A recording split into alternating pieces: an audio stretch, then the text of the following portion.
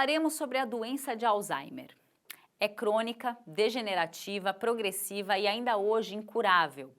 As pessoas acometidas por ela vão gradativamente apresentando problemas de memória e perturbações no raciocínio.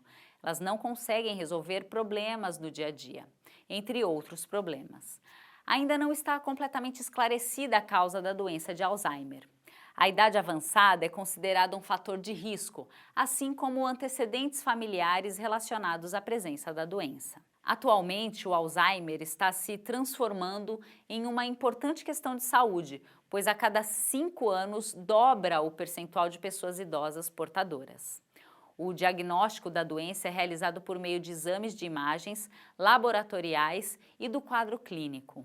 De modo geral, as primeiras atividades cujo desempenho é comprometido pela doença são as mais complexas, como a administração de finanças e o uso de transporte público, entre outras.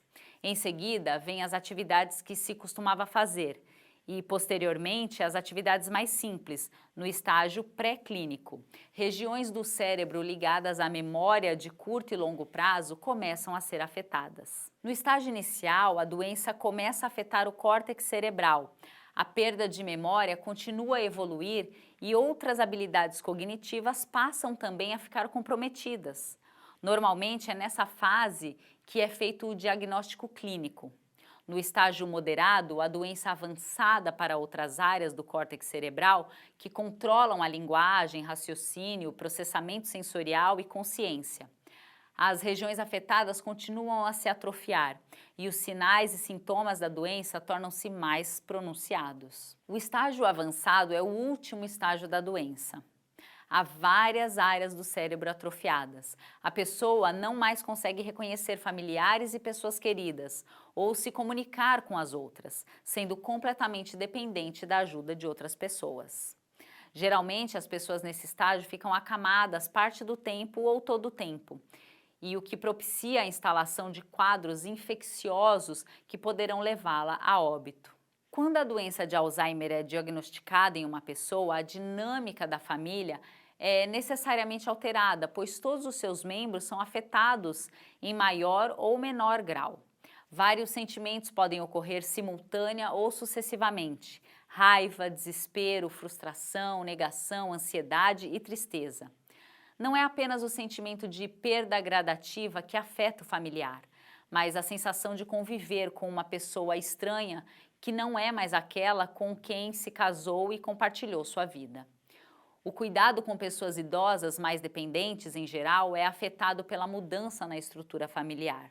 E o mesmo ocorre com os idosos com Alzheimer. É indispensável que um cuidador familiar cuide de si mesmo, por mais abnegada que seja a pessoa. Nenhum ser humano resiste, em condições saudáveis, a várias noites sem dormir, à exclusão social progressiva e permanente e ao confronto com problemas crescentes que se repetem todos os dias. É indispensável que um cuidador familiar cuide de si mesmo. Por mais abnegada que seja a pessoa, nenhum ser humano resiste em condições saudáveis a várias noites sem dormir, à exclusão social progressiva e permanente e ao confronto com problemas crescentes que se repetem todos os dias. O melhor lugar para uma pessoa com Alzheimer será aquele onde houver garantia de um cuidado efetivo e de qualidade. A família que vai recebê-lo deve ser preparada para isso e entender que a fase de adaptação não será fácil. Crianças e adolescentes devem de ser especialmente orientados. Em relação ao acompanhamento da doença, o panorama mudou muito e tende a melhorar com a rapidez nos próximos anos.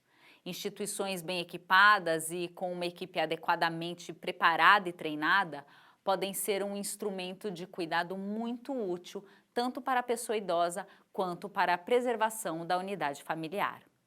E o que fazer quando o cuidador for sair de casa com o idoso com doença de Alzheimer? Procure levá-la ao banheiro antes de sair. Não pergunte, apenas se está com vontade de ir ao banheiro.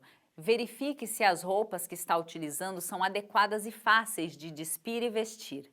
Prepare uma valise com roupas adicionais para utilizá-las em caso de acidente. Quando a pessoa idosa não conseguir mais ser continente ou sua dificuldade em chegar ao banheiro a tempo for muito acentuada, apesar de todas as adaptações, converse com a família sobre a possibilidade do uso de fraldas. As justificativas não serão compreendidas e falar muito sobre o assunto pode despertar uma atenção desnecessária no momento. Agir com naturalidade, como faz com outras peças do vestuário, não despertará a atenção do idoso e passará a incorporá-la com mais facilidade.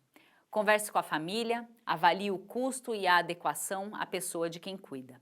As fraldas devem ser trocadas sempre que molhadas ou sujas, para evitar desconforto, assaduras, lesões na pele e odores desagradáveis. Realizar higiene íntima nas trocas é importante para eliminar resíduos de fezes e urina. O cuidador deverá conhecer os hábitos intestinais do idoso de quem cuida, qual sua regularidade intestinal e utilizá-la como referência.